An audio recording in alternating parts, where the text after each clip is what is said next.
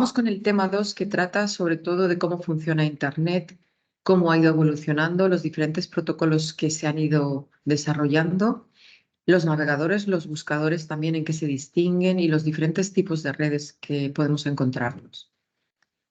Internet ha funcionado tradicionalmente con una arquitectura cliente-servidor. Es una red informática pública, descentralizada, Internet global, poco segura, y actualmente se ha superado también esta arquitectura cliente-servidor, ya que un mismo dispositivo puede al mismo tiempo actuar como cliente y como servidor. Todos nos podemos conectar unos a otros. Un servidor es un ordenador conectado 24 horas que tiene un disco duro con una alta capacidad y también una gran velocidad de conexión a Internet. Cuando compramos un espacio en un servidor es para que nos devuelva toda la información que vamos a cargar en nuestra web de una forma rápida, en segundos.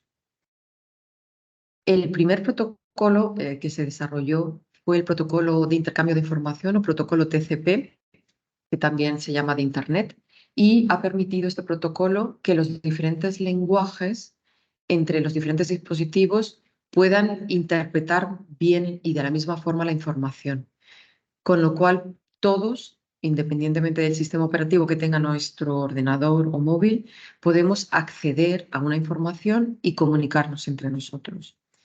Un protocolo es el conjunto de normas y pasos que rige en un proceso, en este caso, en la transmisión de información de la red. Y este protocolo es el que asegura que el transporte de datos es fiable y que todos los paquetes de información que viajan desglosados por la red, pues que lleguen a destino y puedan configurarse en el orden que corresponda. Muchas veces escuchamos que Internet no funciona, pero Internet es un sistema muy complejo y no deja de funcionar nunca. Lo que suele fallar es o bien nuestro servidor de Internet, Vodafone o Yastel, el que tengamos, o bien el servidor, que puede estar saturado porque tiene muchas peticiones en un momento concreto, o bien nuestro router, el enrutador de nuestra casa que no funciona. Antiguamente, los ordenadores o los dispositivos se conectaban para entrar en Internet con una dirección IP. Esa dirección IP era como la matrícula por la que navegaban a través de la red. Para ello se desarrolló el protocolo DNS, que ha sustituido estas matrículas por nombres de dominio, porque las páginas web también tenían una dirección IP y era muy complicado recordar estos 9 dígitos o 10 cuando queríamos acceder además a diferentes páginas. Y lo que hizo el protocolo DNS es identificar la dirección IP de cada página con palabras, con una expresión que podemos recordar de una forma mucho más sencilla. Así es como nacieron los dominios de Internet. Vamos a ver ahora lo que es una URL, lo que ponemos en esa caja de búsqueda, ¿no?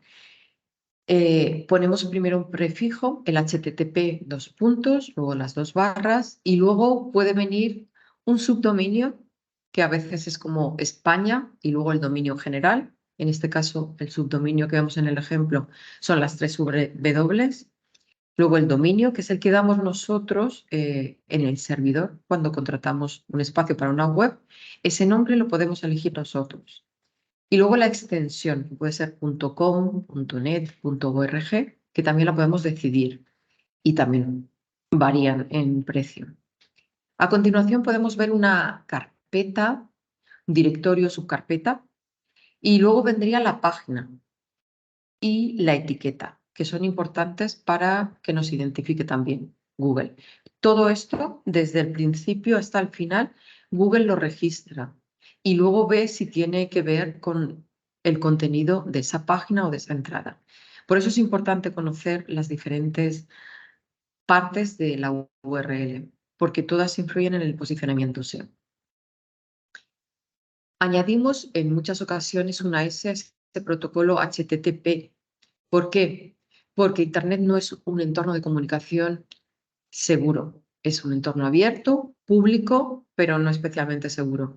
Y por eso muchas empresas, para asegurar la confidencialidad de datos en sus páginas web, sobre todo cuando dan datos de pago, bancarios o datos personales, han querido contratar un protocolo de seguridad extra para asegurar esa confidencialidad. Y ese protocolo significa Secure Sockets Layer, es el que cifra la información que se transmite a través de la red para que nadie pueda interceptar esos datos ni manipularlos, sobre todo los bancos, ¿no? Es necesario que ellos lo tengan, pero también muchas empresas que hacen comercio electrónico. Y es compatible con todos los sistemas operativos, o con los principales. Lo contratamos también, igual que contratamos el dominio, se contrata por un año, año y medio, y hay entidades certificadoras de confianza que son las encargadas de encriptar esta información. Cuando pinchamos en el candado antes del dominio de cualquier página, podremos ver si el certificado es válido y cuál es la empresa que está certificando y hasta cuándo, hasta qué fecha. El candado también es una forma de ver que esa página es segura. La World Wide Web se desarrolló en 1989, se le atribuye a Tim Berners-Lee y ya llevaba funcionando Internet durante unos años y es cuando se ideó este sistema de hipertextos o enlaces para poder enlazar documentos diferentes en una misma página y que pudiéramos acceder a ella. Actualmente existe un consorcio internacional de la World Wide Web que es el que vela para desarrollar estos estándares web para que sigan avanzando y la web siga siendo abierta, accesible, segura y compatible con cualquier dispositivo. En la base de esta World Wide Web está el lenguaje HTML, que lo veremos a continuación. Por eso muchas veces vemos también .html detrás de alguna página. El HTML actualmente lo estamos utilizando en la versión 5, que permite enlazar diferentes documentos con muchos vídeos, imágenes o elementos interactivos que aparecen automáticamente en la web. También se le puede llamar XML al lenguaje, Extensible Markup Language, o XHTML, lo que ha permitido crear una web mucho más dinámica, compleja y versátil, que personaliza el contenido también según el contexto en el que la persona lo esté buscando o el usuario. Y junto a este lenguaje HTML, y aquí podéis ver una pequeña muestra de cómo funciona este lenguaje, está el protocolo HTTP, que es el protocolo de transferencia de información o de hipertextos, que hace que el navegador muestre los diferentes elementos en una misma página, unidos. Una pequeña evolución de Internet con las fechas clave. Y nosotros tenemos que distinguir lo que hace un navegador de lo que hace un buscador. Los dos son programas, pero no funcionan igual. Navegar es seguir enlaces de una página a otra. El navegador es el programa que se encarga de descargar los textos, las imágenes y mostrarlos en nuestra pantalla, bien sea de móvil o bien sea de ordenador. Los podemos configurar también con historiales, favoritos y actualmente existen diferentes navegadores tanto para móvil como para PC. Recomendamos encarecidamente que se borre el historial de navegación para no almacenar contraseñas si el dispositivo lo usa más de una persona. Los navegadores más utilizados en el mundo son 3 básicamente. Chrome es uno de ellos con un 64-65% de cuota de mercado. Después estaría Safari y después el de Microsoft, que es el Edge. Safari tiene casi un 20% de cuota de mercado y esto denota que mucha población pues tiene un iPhone porque es el navegador que viene por defecto en los teléfonos de Apple. Los buscadores son programas que rastrean la web e Internet en general. Actúan como spiders y van recopilando toda esa información, tanto de imágenes, de vídeos como de texto, para que cuando un cliente le vaya a solicitar información, se la pueda mostrar. Entonces, estos buscadores tienen servidores enormes donde están almacenando esa información y puedan reaccionar en segundos cuando le pedimos esa información. Muchas veces confundimos buscador con navegador y esto es debido a Google. Google, como tal, es un buscador y Chrome sería el navegador. Y como buscador, Google tiene un monopolio del mercado a nivel mundial y a nivel nacional, en España también. a nivel mundial tiene un 93% de share o cuota de mercado. Después le seguiría Bing con un 3%, que es el de Microsoft Office. Y en China no se puede acceder a determinadas páginas porque están bloqueadas. Google es una de ellas. Entonces están utilizando otro buscador que es Baidu. Lo mismo ocurre en Rusia, que utilizan el buscador Yandex, y en Corea del Norte ocurre también igual. Aquí tenemos otros buscadores como Ecosia y DuckDuckGo, que no son tan comerciales, pero no acaban de triunfar. Vamos a ver diferentes clases de redes según la extensión. Existen las áreas locales que están conectadas en una red, como puede ser la de una empresa o la de una vivienda. Una Smart TV puede estar conectada a una red local de una casa y sería LAN. Y luego estaría la red más extensa o WAN, Wide Area Network, que es la que conecta diferentes redes locales entre sí. Internet sería la más amplia de este tipo y sería la red de redes. Después, según la configuración de la red, podemos distinguir entre redes centralizadas que tienen un único servidor.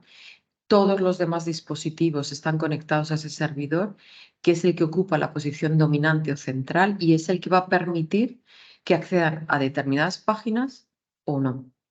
Es un tipo de red que tiene un alto control sobre el resto de dispositivos y es muy eficaz para resolver problemas simples o rutinarios. Suelen operar en empresas, en entornos también cerrados. Luego existen las redes semidescentralizadas, donde hay un servidor central que hace de coordinador, pero no hace de jefe, de alguna forma, ¿no? Simplemente administra los recursos. Y luego tendríamos las redes descentralizadas, que son las redes peer-to-peer, donde no hay un nodo central, sino que todos se pueden conectar entre todos. Todos los dispositivos se pueden conectar entre iguales. Y actualmente funciona Internet con redes peer-to-peer. Y estas redes tienen también cierto peligro, ¿no? Porque existe en ellas una mayor inseguridad. Muchas veces no sabemos a quién nos estamos conectando y se desconoce la verdadera identidad del dispositivo al que nos estamos conectando, que nos proporciona Wi-Fi, por ejemplo. Pero han sido muy utilizadas para la descarga de ficheros como audios, vídeos, canciones que tenían propiedad intelectual hace unos años, como Mega, Emule y Torrent, que han sido también nidos, pues, de muchos virus. Y estas redes peer-to-peer se crearon con el objetivo de compartir información con una comunidad de usuarios, precisamente sin tener que pagar derechos de propiedad intelectual. Actualmente no se utilizan tanto por el streaming porque ha ganado un mayor auge. Y sí que tenemos siempre que tener cierta precaución cuando no sabemos a qué otro dispositivo nos estamos conectando o a qué otra Wi-Fi nos está dando acceso a Internet, ¿no? Porque existen muchos riesgos en los sistemas informáticos. Vamos a ver algunos de ellos. Malware en general, pues sería cuando se nos instala un virus en un ordenador, en un móvil también, y perdemos información. O se deteriora el ordenador porque tiene uno o varios virus y acaban modificando el sistema operativo o lo infectan el disco duro o los programas. Se pueden camuflar de diferentes maneras. El gusano lo que hace es replicarse, multiplicarse a sí mismo exponencialmente, crece de una forma exagerada y acaba comiéndose la memoria del sistema operativo del ordenador o del dispositivo que utilicemos. Y luego estarían los troyanos, que son los que se cuelan en nuestro ordenador o móvil, nosotros no lo conocemos y le estamos abriendo las puertas a un posible hacker para que nos robe las credenciales o la identidad y pueda operar directamente desde nuestro equipo, como si fuera el usuario real, porque tiene acceso a todo.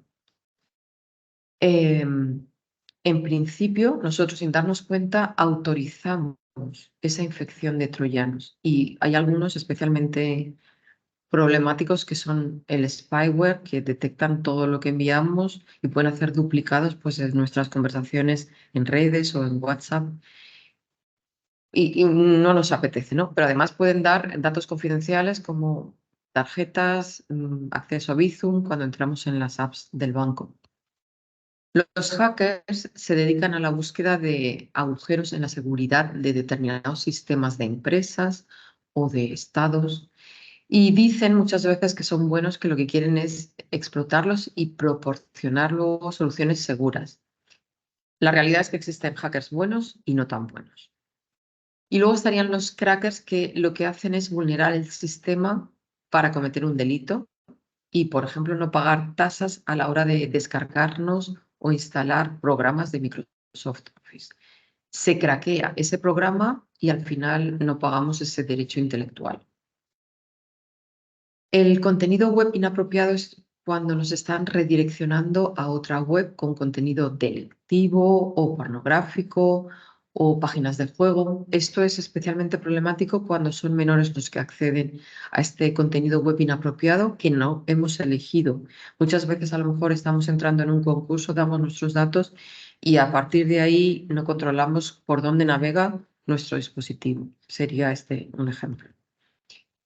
Y lo que más nos preocupa al final es que nos roben nuestra identidad digital. Puede ser solo con usuario y contraseña, que creen un perfil falso en redes, que también deberíamos denunciarlo, porque pueden cometer delitos luego en nuestro nombre. Puede que nos roben nuestro perfil que ya hemos creado y también convendría que que este delito lo comunicáramos, pero también pueden robar nuestras tarjetas bancarias, tarjetas de Bizum y en este caso, con mayor motivo, habría que llamar al banco y decir que cancelen nuestra cuenta, que la bloqueen o la tarjeta, en ese caso. Esto ocurre especialmente cuando nos conectamos a redes inalámbricas que no existen. Un free wifi que a lo mejor puede ser un móvil que está dando acceso a datos a su alrededor. Y muchas veces los utilizamos en aeropuertos, en estaciones de servicio, sin saber a quién nos estamos conectando. Y aquí en este momento es cuando más vulnerables somos porque nuestras claves de acceso, si accedemos al banco, pueden quedar registradas y pueden ser hackeadas. Entonces, si os conectáis en redes Wi-Fi públicas, gratuitas, no deis datos o no os conectéis a páginas más confidenciales, como puede ser el banco. Luego está el phishing y otro tipo de estafas online. En este caso, en el phishing, es el usuario el que sin saberlo está proporcionando sus datos de acceso y contraseñas. ¿Por qué? Porque recibimos un mail que nos está pidiendo con urgencia que demos nuestra cuenta bancaria y en realidad nos está dando un enlace a una web falsa. Si pincháramos con el ratón, podríamos ver que a lo mejor en vez de banco.com dice dame tu identidad. Aunque cada vez los programas están mejor configurados y no podemos distinguir cuál es la realidad de la web que está detrás. Ahora os comentaré algunas recomendaciones para evitar este tipo de phishing y estafas online. También he hecho una publicación extra en el anexo del tema que es guía para evitar fraudes online. Netflix o cualquier otra suscripción, ¿no?, puede enviarnos un correo electrónico, pero en ningún momento nos va a pedir la tarjeta de crédito a través de esa suscripción o ese correo electrónico. Lo más seguro siempre es que salgamos del correo, que vayamos a la página oficial, netflix.com, amazon.es, donde queramos renovar la suscripción y allí, a través de nuestros datos y de nuestro perfil, veamos las comunicaciones que nos ha hecho la entidad. El phishing no es el único que existe. Muchas veces recibimos también llamadas de teléfono que nos intentan embaucar con lo mismo o SMS. En este caso se llamaría smishing, que es el caso de la mensajería instantánea. El spam en realidad no es un delito, es correo no deseado, pero suele ser fuente de virus y de phishing muchas veces. Por eso necesitamos especial cuidado cuando no lo conocemos al remitente o cuando estamos abriendo un mensaje que ha ido directamente a la bandeja de spam. El spam puede existir en mails, pero también en otro tipo de publicaciones, en blogs, en foros, redes sociales o en los chats. Muchas veces hay gente que está distorsionando la conversación y intentan trolear un poquito el tema, ¿no? Pues eso también sería spam. Por ley, no deberíamos recibir información comercial que no hayamos pedido, solicitado o autorizado. Solo hay una excepción, que es cuando hemos comprado en ese comercio electrónico productos o servicios similares a los que nos están ofreciendo en ese correo electrónico. La protección contra el phishing y otras estafas, pues no dar datos personales cuando estamos utilizando una red pública, actualizar dispositivos, programas, sobre todo el antivirus, modificar también nuestras contraseñas de acceso al banco o a determinadas a la nube, por ejemplo, cada cierto tiempo, cada 3, 6 meses, cambiar la clave Wi-Fi que venía por defecto o cambiarla también cada cierto tiempo, utilizar contraseñas robustas. Tenemos que tener especial cuidado con los mails o SMS que nos piden muchos datos y muchas veces nos dice el banco que nunca nos van a pedir datos bancarios a través de un correo electrónico. Mejor no pinchar directamente en el enlace, sobre todo cuando son URLs muy cortas, sino salir, ir a otra pestaña y abrir desde ahí en el navegador la página web a la que nos queremos dirigir. No descargar ficheros adjuntos de mails desconocidos, intentar utilizar también las apps oficiales, el App Store oficial para descargarnos apps, juegos, desconfiar de URLs muy cortas o de solo textos que dicen haz clic aquí. Si el correo está dirigido a muchos, es general, no está personalizado, cuidado. Si utilizan mayúsculas, signos de exclamación, hay faltas de ortografía, esto nos está diciendo que puede ser fuente de phishing. Si no corresponde el nombre de la entidad con la dirección de correo electrónico, si son correos generales como Hotmail, Gmail o Yahoo, el asunto es ambiguo, está en blanco o nos está como urgiendo para que enviemos datos confidenciales. Si no recibimos tus datos, te vamos a cancelar la cuenta en 24 horas o perderás todos tus beneficios. Desconfía de todo eso. O cuando recibimos de correos algo y tenemos que pagar. Iros directamente o llamad por teléfono desde un correo o desde un teléfono que sepáis que es seguro. Y luego intentar revisar si tenemos carpetas ocultas en el ordenador, en USBs, tener instalado y actualizar los antivirus, software contra ataque de virus, también en el móvil, tener algún otro cortafuegos y sobre todo hacer copias de seguridad de los ficheros que apreciemos más cuando son trabajos fin de máster o fin de ciclo. Y aquí os dejo un enlace o una página donde podéis comprobar si vuestro ordenador o móvil ha sido hackeado o vuestra cuenta de correo electrónico. Have I been pwned? Aquí lo escribiríais y os lo dice. Por supuesto, navegar siempre con el prefijo con S incorporado en la medida que sea posible. Configurar correctamente en el navegador las opciones de privacidad y seguridad. Hacerlo también en modo oculto, en ordenadores que utiliza muchísima gente. Utilizar contraseñas robustas y cambiarlas cada cierto tiempo. Realizar copias de seguridad en soportes locales también. Compartir ficheros solo con gente que conozcamos. Cuidado con la descarga de ficheros, apps gratuitos y el uso de redes públicas o abiertas. Comprobad siempre el domicilio fiscal de la web donde estamos realizando la compra online. Mejor también Unión Europea, que es más seguro. Y luego siempre podemos cifrar los datos confidenciales antes de subirlos a la nube si no queremos que nadie los hackee, porque a veces estamos haciendo diseños valiosos y es nuestro trabajo. Entonces, aquí tenemos herramientas en la página del INCIBE, que es el Instituto de Ciberseguridad. Y también tenemos otros recursos gratuitos para recuperar los archivos o guías. Vamos ahora a tratar el tema de la distribución y copia de muchos de los productos que nos encontramos en Internet. Yo me voy a concentrar sobre todo en el software o programas que podemos utilizar porque me parece que es especialmente útil para este módulo y para el ciclo. Y como veis aquí hay diferentes licencias.